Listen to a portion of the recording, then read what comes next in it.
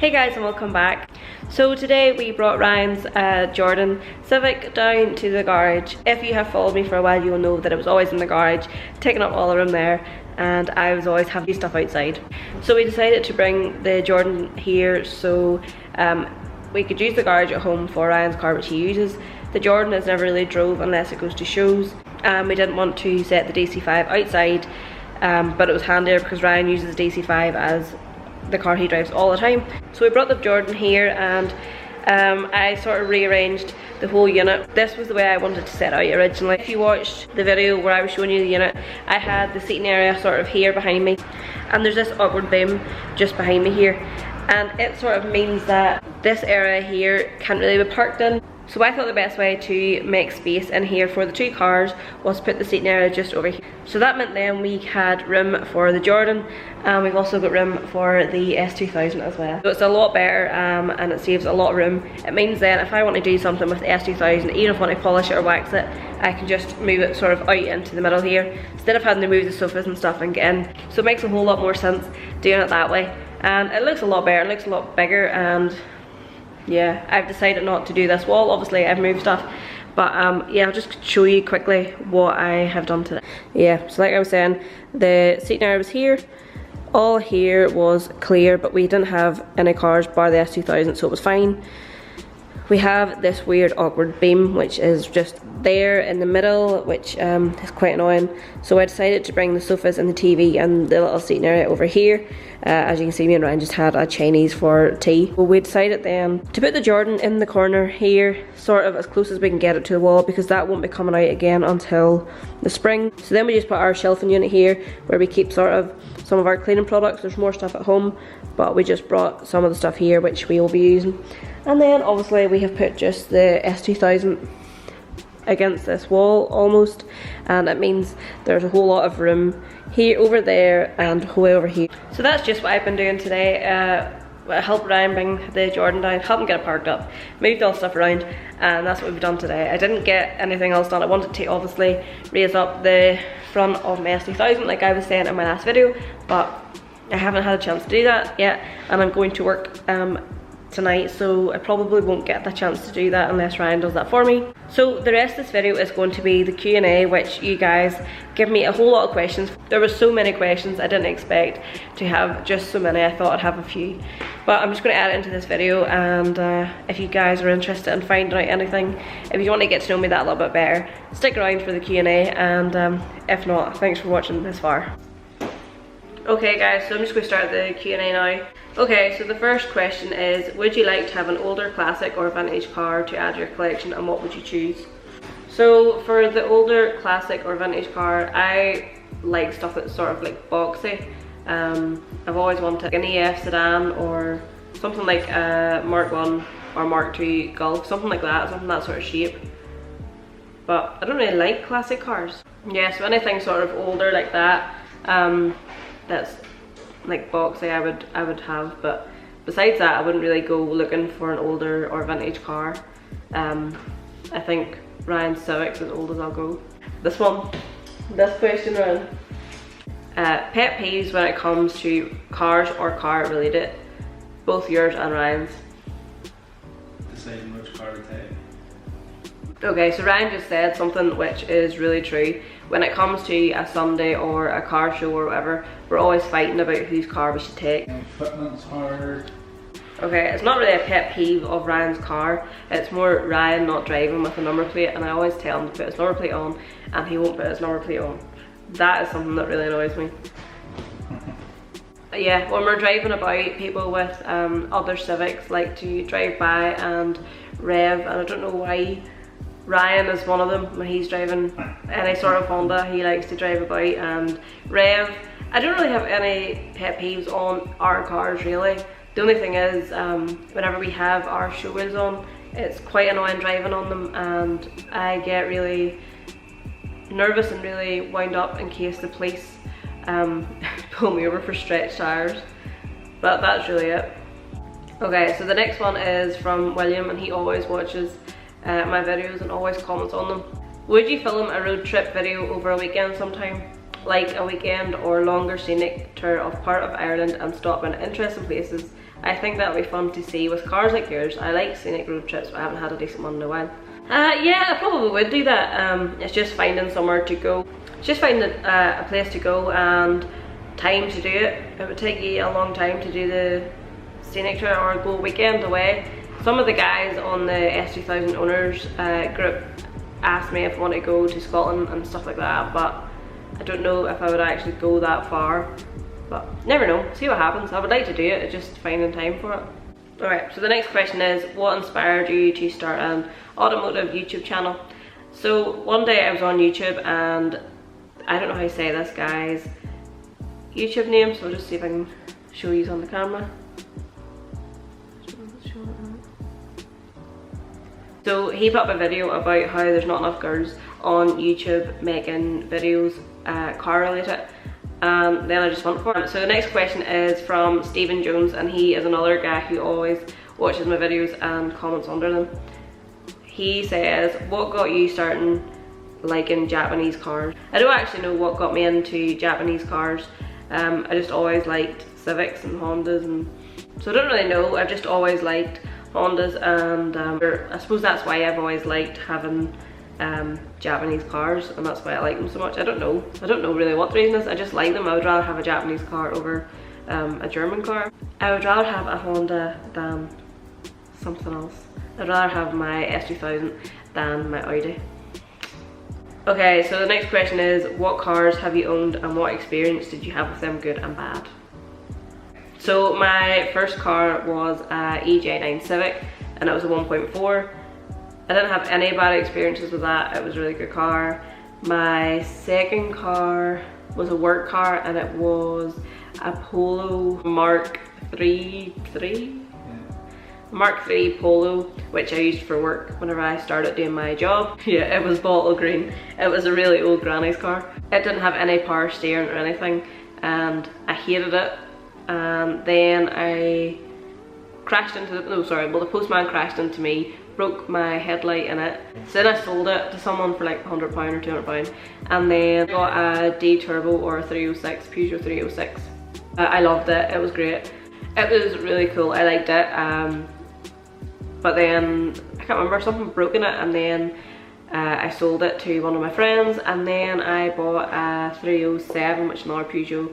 It wasn't very good either, it was for work. These were all for work, but it wasn't very good, and I think it broke as well. And then I got First brand new car. And then I bought a brand new car, which was a limited edition Corsa. It was a Corsa E, and yeah, it was brand new. It was a good car as well, but I just don't like it. It was for work, and it was cheap, and it was handy to get to work in, but that was really it. And then I got fed up with it and got my A1, and obviously I still have it, and I've had the problem with the clutch, as you all know about. And at the start when I had my Audi, there was a problem with the DPF, and the car kept cutting out and it wouldn't start. But then yeah, I sent it up to Audi, and they figured out what the problem was, and the car garage got it sorted for me. And then I've still got it, obviously. So that was on my work cars. The Audi was supposed to be for work, and obviously it's not for work anymore. So then whenever I had my white Civic, I had it the whole time through owning all those cars. And then I bought my Supersonic Blue 1.6, which I always talk about, and it was the best car ever. I loved it. I wish I never sold it. And I sold it, and the white one, to a girl. She bought both of them at the same time, and that was the biggest mistake I've ever done, was sell that car. Oh, so then I bought, I still had the two Civics at that time. I bought a supercharged Mini. It was really fun. I liked it. So we bought the Mini, and we put airbags in it. We had the windows and stuff tinted on it. I took my Smiths off my Supersonic Blue Civic and put them on to the Mini. So this was all done within a week or 2 weeks. And then it started overheating, and then we sold it to someone. They were all cars I had for work. The only cars that I had for my own cars, my fun cars, were my Civics. And then obviously I bought my EP3. The Supercharged Mini was kind of a fun car, and now I've got my S2000 and my Audi's sort of in the same bracket as the other two. So now I obviously have my S2000 and my Audi, and Ryan has had so many more cars as well. He had a lot of cars before I met him as well. He had Saxos, certain Saxos, a couple of Civics, 1.5 turbo Civic, a 1.5 turbo Civic, and he had a few other wee things in between. he had the compacts. So then he got his Jordan Civic, and then now obviously he still has that, and he has the DC5 as well. Someone says, do you think an EG... So someone says, do you think an EG Civic is a good first project for a young lad? Yeah, buy an EG Civic. If you can get one, buy one. I've always wanted an EG and I could never find one, could never get one. I could never get one, but yeah, definitely get one if you can. They are, any Civic is easy to modify and easy to work on yourself, so yeah, it's a good first project. What would you say your ultimate goal would be for each of your cars? Engine mods, suspension mods and paint. Well, the S2000, I'm not too worried at the minute about how fast it is. I'm going to get a few little bits and pieces, but I'm not really worried about what brake horsepower and stuff it is. Obviously I just bought coilovers for it, but I really want to get good coilovers, which will probably be next year. I'll not be drove much now over the winter. Paint wise, there's a lot of little bits on the S2000 that I want to get painted, but yeah, it's all money. Audi, I'm not doing anything else with it. I might just get a few little bits and pieces, but nothing major. And I think Ryan is pretty much done with the Jordan. He probably will get a few little bits and pieces, but not much. His engine bay is pretty much finished, I think. Ryan always likes to make his cars faster, whereas I don't. The S2000, I pretty much want it to be a really cool car.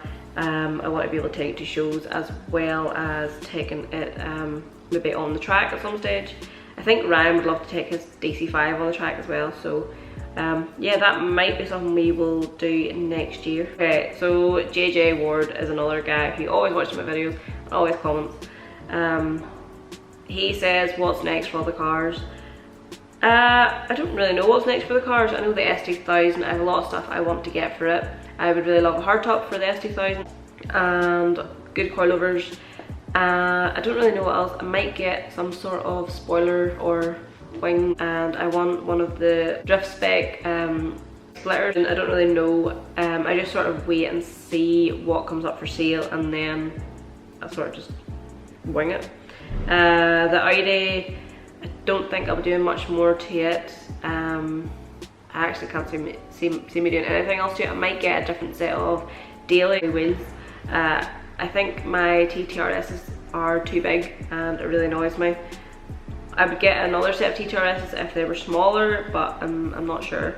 The Jordan, like I say, it's probably finished. The DC5, Ryan always finds something to buy in the DC5. He can't help himself, even though we're supposed to be saving money. So the next question is, EK9 Type R, EP3 Type R, or FN2 Type R? EK9 Type R all day long. I do like an EP3 and I do like an FN2, but I've always had a soft spot for an EK9. I think if I hadn't got the S2000, I would have wanted an EK9 or else an S2000. What are the plans for the S2000? Yeah, so pretty much like I said, I don't really know. I'm just sort of going along and hoping for the best and seeing what comes up for sale and what I can afford. I can't afford very much. Someone says, how awesome is your dad? Yeah, he is awesome. He got me this place. Someone else says, no, this is Ryan's brother, what does T33RWC stand for? Which is Ryan's Instagram name. That's Ryan's number plate, even though it's a silly Instagram name. It's his number plate for his car. So we're on to sort of the last questions. And what was the first car you drove? So again, it was my 1.4 Civic and it was white. I bought it and it was completely standard, and me and my dad got it all painted. Yeah, so me and my dad got it sorted. Dad got it sent to the paint guy for me, and it was all painted white. It still had its black bum strips at the time, so everything was painted white. Any rust on it was all took away, and I got the Type R kit for it. Then the next question is, what car have you modified the most? So the car I modified the most was my supersonic blue Civic. Again, it had everything done to it. When I bought it, the engine bay had been painted and it had been topped. That was all that had been done to the car when I bought it. When I got it, I painted the whole car in supersonic blue, and I got any rust that was in the arches took away. I got the bumper smoothed, I got fog lights for it, I got lips for it. I got a carbon spoiler for it. It had carbon wingers on it. Just looking at a picture of it to see what I've done to it. I got wheels for it. I didn't need suspension because it had Meister R's in it, so I didn't need any suspension. But then I stripped the whole thing out and put a bit build into it. Got seats for it. A lot of bits in the engine bay, tidied up and cleaned up, and bought a new induction kit. I'll put a picture up of the car. And then after I did all that, I decided I hated the colour of the engine bay. It was green, but I didn't really like it. So I got one of our friends to take the engine out, and then I sent the whole car to the paint guy, and he painted my engine bay. He shaved the engine bay, and everything was all smooth. And it looked really good, and it was like a grey colour. I don't really know what colour it was. The best car I've ever driven probably was that wee Civic. Ryan says DC5, it wasn't, it was my Civic. Best car I've owned, again, Civic. Worst car you've ever driven? Jordan. Yeah, no, the Jordan's a good car, it's just not reliable. Probably that Polo I was talking about, it was awful. Best car shows you've been to? We went to Fit It. If you go back a few videos, you'll see that. That was the best car show I've been to. Pity I couldn't take my car because my clutch went. Okay, so he's asked me a few questions which aren't car related. He says, so the first question is, what is your day job? So I am a home care worker, which pretty much means I go and visit elderly people in their homes so they can stay at home. Rather than them going to residential care, it means I just go and make them a breakfast, get them up, get them washed, get them dressed, get the medication and stuff like that. That is my job. I have two jobs. I work for the National Health Service here, and then I have a private client as well who I go to 17 hours a week after my job. He also says, don't name the company, you've already thirsty comments, you're safer not disclosing too many details. Yeah, it's fine. He'll not be able to find me because I'm out and about in the community. I'm not actually based in a place. So yeah, that's what I do. Not very glamorous or not very exciting. What's your dream job? I don't really have a dream job. I would just like a job where I don't have to work so many hours maybe. When, where, how did you meet your husband? So me and Ryan met about 8 years ago. We met through our cars. I had my 1.4 Civic at the time, and Ryan wasn't driving at the time because Ryan had lost his license at the time.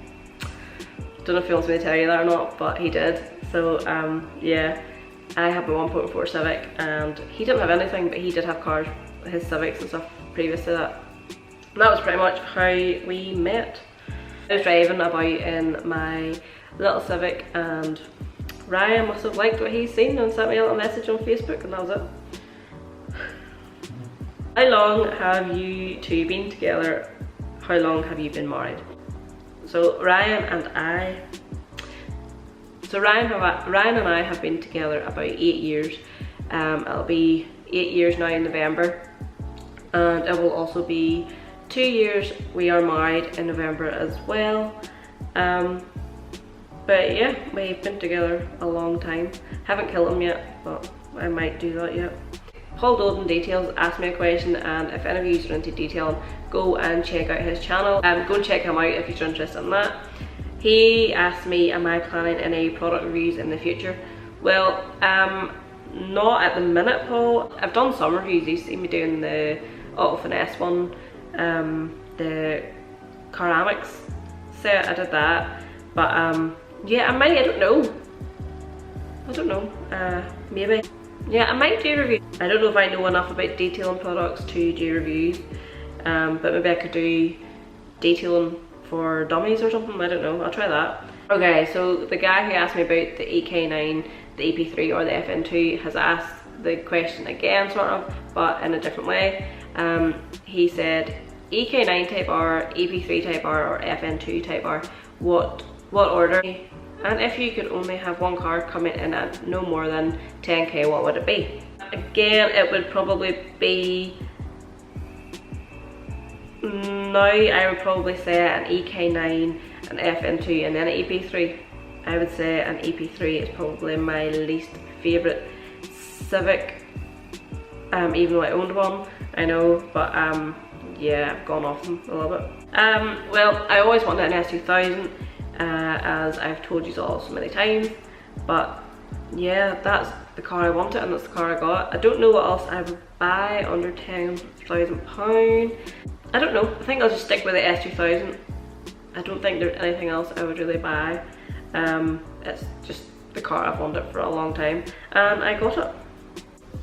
So that is the end of the Q&A. Hopefully that lets you guys get to know me a little bit better, and probably was boring. If you've made it this far, well done. Ryan's just sitting on the sofa watching me doing this and it's kind of awkward. So I'll be doing a few videos this week if I get time. I'm working quite a lot. I need to obviously get the S2000 ready for Jap Fest, which is on Sunday, and that is what I'll be doing this week. So let me know in the comments if there's anything else you would like to know or anything else you would like me to explain a little bit better. And if you're new here, consider subscribing. As always, thanks for watching and I will see you in the next one.